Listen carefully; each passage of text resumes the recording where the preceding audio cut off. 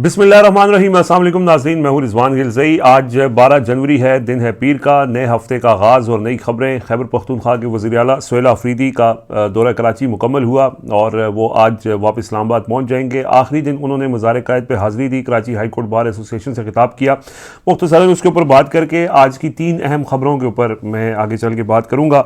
Initial चूँकि important चीज़ है, एक तो मज़ार क़ायद के ऊपर उनकी हाज़िरी और वहाँ पर उन्होंने जो नोट लिखा, वो जो मेहमानों के लिए किताब रखी होती है, वहाँ पर नोटबुक में उनका जो नोट था वो बहुत इंपॉर्टेंट था।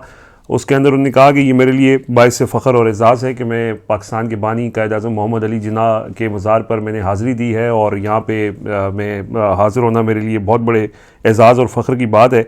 लेकिन जो अगली बात उन्होंने लिखी वो इम्पॉर्टेंट है और उन्होंने कहा कि कायद-ए-आज़म मोहम्मद अली जिन्ना की तकरीरें तमाम पाकिस्तानियों को सुननी चाहिए और पाकिस्तान के तमाम इदारों को कायद-ए-आज़म मोहम्मद अली जिन्ना की जो हदायत है उन पर मुकम्मल अमल दरामद करना चाहिए। यानी एक खामोश पैगाम था, क्योंकि कायद-ए-आज़म ने अपनी तकरीरों के अंदर इस बात का बार बार वो जिक्र करते रहे कि पाकिस्तान के इदारों को अपनी जो हदूद हैं उनके अंदर रहकर काम करना चाहिए और ख़ास तौर पे आर्म फोर्सेस को उन्होंने ये कहा कि उनका कोई काम नहीं है सियासत में मुदाखलत का और पॉलिसी बनाने का, ये काम सिविलियंस का है।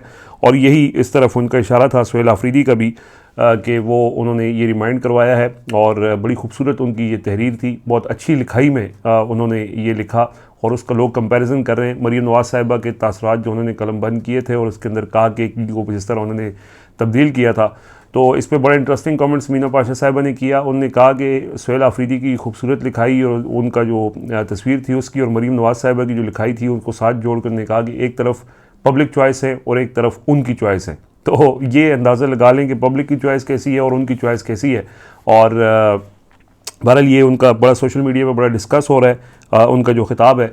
और उसके बाद उनकी जो Karachi high court bar association में उनकी जो तकरीर है वो भी उसके अंदर उन्होंने एक तो ये कहा, दावा किया, उन्होंने कहा कि मैं एहतजाजी सियासत का चैम्पियन हूँ और हम किसी से नहीं डरते। सुहेल आफरीदी ने अपनी गुफ्तगू के अंदर ये कहा कि ज़िंदगी और मौत, इज़्ज़त, ज़िल्लत और रिज़्क़ रब ने देना है, तो क्यों डरें, किससे डरें। और हमने अपने हुकूक़ के लिए खड़े होना है। हमारे लिए किसी तारिक बिन ज़ियाद और मोहम्मद बिन कासिम ने नहीं आना, हमने ख़ुद अपनी जंग लड़नी है, वरना मुमकिन नहीं, घर बैठ के हकीकी आज़ादी प्लेट में नहीं मिलेगी। अदलिया के हवाले से उन्होंने गुफ्तगू की और ये कहा कि अदलिया का ये हाल हो चुका है कि इस्लामाबाद हाई कोर्ट के 3 जजों ने मेरी इमरान खान से मुलाकात कराने का हुक्म दिया, लेकिन अडयाला जेल के सुपरिटेंडेंट ने उनका ऑर्डर रद्दी की टोकरी में फेंक दिया।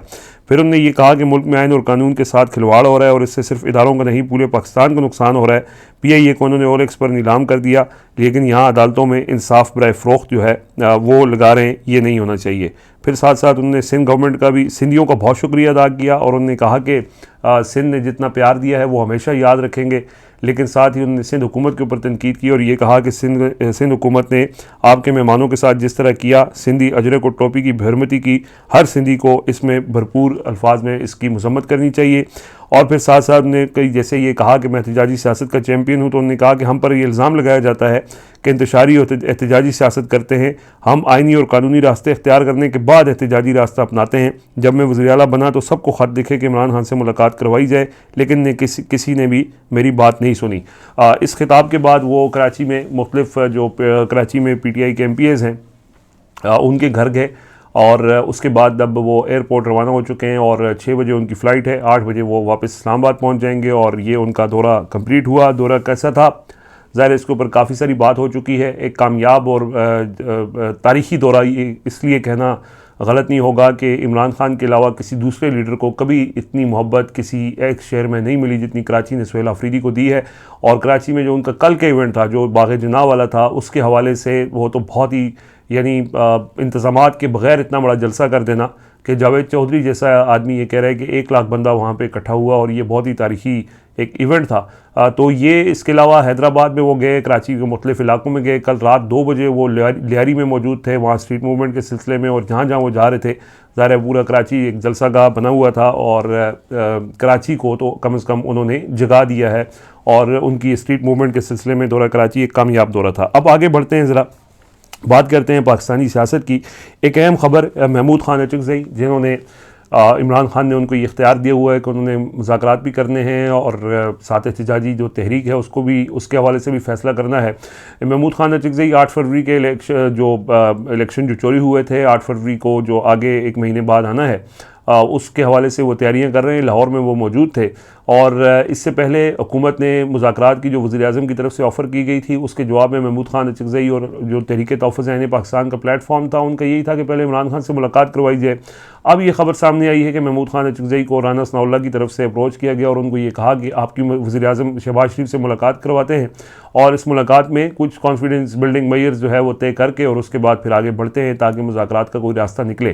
तो इसके जवाब में महमूद खान अचकज़ई ने मिलने से इनकार किया और ये कहा कि हमारा जो मुतालबा है कि पहले इमरान खान से उनकी बहनों की या उनके लीडर्स की मुलाकात करवाई जाए और उसके बाद फिर आगे ये सबसे बड़ा कॉन्फिडेंस बिल्डिंग मेजर होगा और इसके बाद ही एतमाद पैदा होगा और हम आगे बढ़ेंगे और हम बातचीत करेंगे। और उसमें जो उनका एक और मुतालबा है फ्रेश इलेक्शंस और मैंडेट चोरी के हवाले से, इन सारी चीज़ों पे बात करने से पहले वो उन्होंने ये शर्त रखी है कि इमरान खान से मुलाकात करवाएंगे तो फिर वो वज़ीर-ए-आज़म से मिलेंगे, अदरवाइज़ वो नहीं मिलेंगे। तो ये वो उसके ऊपर बड़ा एक कैटेगोरिकल उनका स्टांस है और इस हवाले से उन्होंने जो जवाब है वो राना सनाउल्लाह को भिजवा दिया और उन्होंने कहा कि वो किसी से भी मुलाकात से पहले वो ये चाहते हैं कि इमरान खान से उनकी बहनों की किसी भी लीडर की मुलाकात करवाई जाए ताकि हुकूमत की संजीदगी का पता चल सके। इसके अलावा जो कहानी चल रही है वंडर बॉय वाली, जो सुहेल वड़ाइच साहब ने लिखा कि हुकूमत परफॉर्म नहीं कर रही और हुकूमत की कारकर्दगी ठीक नहीं है और इसी वजह से वंडर बॉय की तलाश भी है। फिर मोहम्मद मालिक साहब ने लिखा कि जी हुकूमत को 5 से 6 महीने दे दिए गए हैं और इसमें जो है वो हुकूमत परफॉर्म करे, अदरवाइज़ उनको घर जाना पड़ेगा। तो जैसे ये चीज़ें सुहेल वड़ाइच ने लिखी, मोहम्मद मालिक ने लिखी, तो उसके बाद फिर इस ख़बरों की तरदीद का सिलसिला शुरू हो गया और अंसार अब्बासी साहब ने तो ये तक कह दिया कि जी पिंडी में मेरे सोर्स हैं, बताना पड़ गया कि वो कहाँ प्लेस हैं और उन्होंने ये कहा है कि ऐसी कोई बात नहीं है, ये जो कर रहे हैं हुकूमत बिल्कुल तगड़ी है और वज़ीर-ए-आज़म शहबाज शरीफ और फील्ड मार्शल बिल्कुल एक पेज के ऊपर हैं और ऐसी कोई बात कहीं नहीं सोची जा रही। लेकिन सुहेल वड़ाइच साहब ने इसके ऊपर ये लिखा है कि इस बात पे ऊपर कायम है वो कि ये एक क्वार्टर के अंदर यानी कुछ लोग जो हैं वो ये सोच रहे हैं कि इस हुकूमत को एक वंडर बॉय की तलाश है। फिर कुछ लोग उनकी तरफ से ये कह रहे हैं कि वो वज़ीर-ए-आज़म को रिप्लेस नहीं करना उस वंडर बॉय ने, वो वज़ीर ख़जाना को रिप्लेस करने हैं क्योंकि मईशत के हवाले से कारकर्दगी ठीक नहीं है। तो वो पहले जो औरंगज़ेब थे वो भी वंडर बॉय ही थे, इस्टेब्लिशमेंट के ही नुमाइंदे थे, उनको लाया गया था, वो नाकाम हुए हैं तो अब नए वंडर बॉय की तलाश है। लेकिन मंसूर अली ख़ान के शो में यानी उनका जो पॉडकास्ट है उसके अंदर सुहेल वड़ाइच साहब ने लिखा है कि 3 एतराज़ात हैं इस्टेब्लिशमेंट को हुकूमत से और वो तीनों में से पहला एतराज़ ये है कि हुकूमत के पास सियासी बयानियाँ मौजूद नहीं है या सुस्त है। ये सुस्त है उन्होंने ख़ुद से ऐड किया है। बेसिकली ये तो बार बार हम ये बात कई अरसे से करते आ रहे हैं कि इस्टेब्लिशमेंट को सबसे बड़ा प्रॉब्लम या एतराज़ ये है कि जो मौजूदा हुकूमत है इसके पास कोई सियासी बयानिया मौजूद नहीं है। यानी जो अपोजिशन है ख़ास तौर पर पाकिस्तान तहरीक इंसाफ है उसके बयानिए को काउंटर करने के लिए हुकूमत के पास कोई स्ट्रेटजी नहीं है और ये बात मुसलसल वो जिक्र करते रहें। बेसिकली वो चाहते हैं कि हुकूमत के जो लोग हैं वो इस्टेब्लिशमेंट की भरपूर दिफा करें और उनके हर अमल का इस तरह से दिफा करें कि वो PTI के बयानिए का मुकाबला कर पाएँ। अच्छा, उसके जवाब में उन्होंने किया तो बहुत कुछ। इस वक्त हुकूमत बहुत से फ्रंट के ऊपर, बहुत से डिजिटल मीडिया प्लेटफॉर्म्स के ऊपर, बहुत से साफ़ियों को नवाज कर कोशिश कर रही है कि उनके हक़ में बयानिया बनाया जाए, लेकिन वो मुसलसल इसमें नाकाम हो रही है। और आज 3 साल बाद जो है वो एक बार फिर उनसे यही तवक्कुआत लगाई जा रही हैं कि आप अपने सियासी बयानियों को मजबूत करें। अब वो सियासी बयानिया कैसे मजबूत हो कि जब 17 सीटों के ऊपर वो जीत कर इलेक्शन 17 सीटों पर वो जो है वो हुकूमत बनाई है उन्होंने, तो वो उनके पास क्या ऐसा बयानिया होगा? बयानिया तो तब होगा कि जब लोग उनके साथ होंगे, जो लोगों ने उनको वोट दिया होता तो लोग उनके साथ भी खड़े होते। जब लोग साथ नहीं है तो फिर आप ज़बरदस्ती पैसों के ज़ोर पे थोड़े अरसे के लिए मतलब आप एक ट्रेंड बना सकते हैं या आप कुछ लोगों को झूठ फैला के वही जो बात होती है कि थोड़े अरसे के लिए लोगों को बेवकूफ़ बना सकते हैं। लेकिन अदरवाइज़ तो जो पाकिस्तान के लोग हैं जिनके वोट चोरी हुए हैं, पहले तो उनको उस बात का गुस्सा है, उस बात को उन्होंने इस हुकूमत के ऊपर ऑलरेडी एतबार करने को तैयार नहीं है। और दूसरा जो है वो जो लोगों के हालात हो चुके हैं इस हुकूमत में, तो उसके बाद क्या वो बयानिया बना सकेंगे कि क्या लोगों की हिमायत वो हासिल कर सकेंगे? वो तो बल्कि इस वक्त जो सूरत हाल है कि ये जो हुकूमत है या जो इस्टेब्लिशमेंट है, अगर वो किसी के ख़िलाफ़ बात करती है तो वो हीरो बन जाता है। और सुहेल अफरीदी इस वक्त पाकिस्तान में जिस तरह से उनको रिस्पांस मिल रहा है, इसमें बड़ा जो एक क्रेडिट है वो मौजूदा रजीम का है। यानी DGISPR ने सिर्फ 3 प्रेस कॉन्फ्रेंसें उनके खिलाफ कर दी और अगर वो 3 प्रेस कॉन्फ्रेंसेज ना करते तो सुहेल आफरीदी को इतनी मकबूलियत ना मिलती। इस वजह से कि लोगों को लगता है शायद कि यार अगर ये बंदा इसके खिलाफ बात कर रहा है तो इसका मतलब है ये बंदा ठीक है, क्योंकि इससे पहले वालों के खिलाफ कभी इतनी सख्ती से बात नहीं की। अगर ये इनको जो है वो तकलीफ पहुंचा रहा है तो इसका मतलब है कि वो ठीक काम कर रहा है और इसी वजह से लोग उसकी पजीराई भी कर रहे हैं। वो जहाँ जा रहा है इमरान खान से ज़्यादा लोग उससे मोहब्बत कर रहे हैं, इमरान खान के लेवल की मोहब्बत का निछावर उसके ऊपर कर रहे हैं और उसकी वजह यह है कि इन्होंने उसकी मुखालफत कर रहे हैं। आज अगर वो इनकी तारीफ़ शुरू कर दें अली अमीन गंडापुर की तरह तो लोग उनसे नफरत करने लग जाएंगे। जिसकी ये तारीफ़ करते हैं लोग उनसे नफरत करते हैं, जिसकी ये मुखालफत करते हैं लोग उनसे मोहब्बत करने लग जाते हैं। ये तो सूरत हाल है, ये बयानिए की सिचुएशन है, तो बयानिए कहाँ बनेगा। दूसरा उन्होंने ये कहा कि जी डिलीवरी जो है वो मौजूद नहीं है या सुस्त है। अगेन सुस्त है, उन्होंने अपने अल्फाज में उसको बयान किया, यानी नर्म ज़ुबान इस्तेमाल की, लेकिन असल बात यह है कि डिलीवरी मौजूद नहीं है। डिलीवरी कैसे मौजूद होगी जब मुल्क में कंपनियां छोड़ के जा रही हैं, मुल्क में नौजवान लाखों नौजवान जो है वो छोड़ के चले गए हैं। यहाँ पे कारोबार के लिए कोई माहौल नहीं है, यहाँ पे इंसाफ नहीं है, यहाँ पे बुनियादी इंसानी हुकूक नहीं है, यहाँ पे तहफ़्फ़ुज़ नहीं है किसी की सरमायाकारी का, तो उसके बाद डिलीवरी क्या होगी। और डिलीवरी तो हाँ कुछ लोगों को डिलीवर ज़रूर हो रहा है। चंद लोग जो ऊपर बैठे हुए हैं वो किसी भी सतह पर हों, वो सियासतदानों में हो, वो ब्यूरोक्रेसी में हो, वो सहाफ़त में हो, उन्होंने अपनी बेहतरीन दिहाड़ियाँ लग रही हैं। उनके सारी ज़िंदगी उन्होंने इतने पैसे नहीं देखे होंगे जितने पैसे उन्होंने पिछले 2-3 सालों में कमा लिए हैं और एक बहती गंगा है जिसमें वो हाथ धो रहे हैं और ये शायद ये लग रहा है कि ये आखिरी मौका है जिसको इस्तेमाल करके वो खूब पैसा बना रहे हैं। और वो उनकी जो अपने ऊपर है, उनको लगता है कि ये मौका दोबारा नहीं मिलेगा। तो डिलीवरी को कौन पूछता है। अफसरान को देख लें जो नीचे इंतज़ामिया के अफसरान हैं, आए रोज़ FIA हो, NCCI हो, ब्यूरोक्रेसी हो, सियासतदान हो, करप्शन के नए स्कैंडल्स दिहाड़ियाँ लग रही हैं, कमीशन खाए जा रहे हैं। आगे चल के मैं आपसे शेयर करता हूँ कि PTCL के जो चेयरमैन है और उनके जो बोर्ड्स के डायरेक्टर हैं जिसके अंदर ब्यूरोक्रेट्स भी शामिल हैं, वो किस तरह से जो है वो मुल्की ख़जाने को लूट रहे हैं। लेकिन ये दूसरा उन्होंने ये कहा है कि जी ये डिलीवरी जो है ये एक बड़ा प्रॉब्लम है। तीसरा उन्होंने कहा जी मईशत की रफ्तार तवक्कुआत के मुताबिक नहीं है। तवक्कुआत के मुताबिक मईशत की रफ्तार कैसे हो कि मईशत को चलाने के लिए मोहम्मद औरंगज़ेब साहब को कौन लेके आया था और कौन ये फिर SIFC भी बनी थी और उसमें कहा गया था कि जी बड़ी सरमायाकारी वो लेके आएंगे। तो अब मईशत को यानी कंट्रोल करके उसके बाद जब वो डिलीवर नहीं कर रहा तो वो हुकूमत के मत्थे डाली जा रही है और कहा जा रहा है कि जी हुकूमत ने परफॉर्म नहीं कर रही है, डिलीवर नहीं कर रही। और इन 3 चीज़ों के ऊपर एतराज़ बनाकर और ये कहा जा रहा है कि जी अब इनका चलना मुश्किल नहीं है। देखें ये चीज़ें चलें, अब एहसास हो गया कि ये नहीं चला सकते। ये तो आप बहुत पहले से लोगों को ये बता चुके हैं, लोगों को पता भी है कि 40 साल से ये जमातें मुख्तलिफ मौके पर कभी एक कभी दूसरी इक़्तिदार में रही हैं, कभी एक सूबे में रहीं, क्या डिलीवर किए इन्होंने। और उसके बावजूद सिर्फ इस वजह से इनको लाया गया कि जो इमरान खान हैं वो काबू नहीं आ रहे थे और मजबूरन इनको लाना पड़ा और इन्होंने जो तबाही निकाली है अब खुद ही लोगों से ये चलवाया जा रहा है कि ना ये डिलीवर कर सकें या ना मईशत को ठीक कर सकें, ना इनके पास सियासी बयानियाँ है। तो ये तो असल जो इनके ऊपर जिन्होंने तकिया किया ना, जिम्मेदार तो वो हैं जिन्होंने, वो कहते हैं ना कि मुझे राहजनों से गिला नहीं तेरी राहबरी का सवाल है। तो राहबर जो राहजनों को लेके आए, जो राहजनों को जिन्होंने मौका दिया कि वो अपने आएँ और पहले तो उन्होंने 1200 अरब रुपये की करप्शन केसेस माफ़ किए नैब तरमीम के ज़रिए, और उसके बाद जो रिसेंटली जो हुकूमत है उसके अंदर जिस तरह के काम वो कर रहे हैं, ये तो कभी ज़माना बदलेगा तो पता चलेगा कि इस्लामाबाद में, लाहौर में जो तरक्याती मंसूबे हैं इसमें किसको कितना कमीशन जाता रहा, जो यहाँ पे दरख्त काटे जा रहे हैं, यहाँ पे जो मुख्तलिफ हाउसिंग सोसाइटीज़ बन रही हैं। ये तो फिर ज़ाहिर है कि जब वक्त गुजरता है उसके बाद ही कहानियाँ सारी सामने आती हैं। तो ये एतराज़ात हैं जी। बहरहाल इसके ऊपर वो तरदीदों का सिलसिला जारी है और तरदीदें इसलिए मैं आपको बताऊं कि जब इमरान खान की हुकूमत जा रही थी उस वक्त ज़ाहिर हम प्राइम मिनिस्टर ऑफिस को कवर करते थे तो आखिरी दम तक जो ये लोग थे वो यही कहते थे कि सेम पेज है और ये कहीं नहीं जा रही हुकूमत, लेकिन फिर चिरागों में रोशनी न रही। तो इस तरह की चीज़ें होती हैं, ये दोनों के दरमियान प्रॉब्लम है। असल बात ये है कि डिलीवरी नहीं हो पा रही और लोगों को डिलीवर नहीं हो रहा, तो उस वजह से जो है ये प्रॉब्लम्स जो है वो क्रिएट हो रही हैं।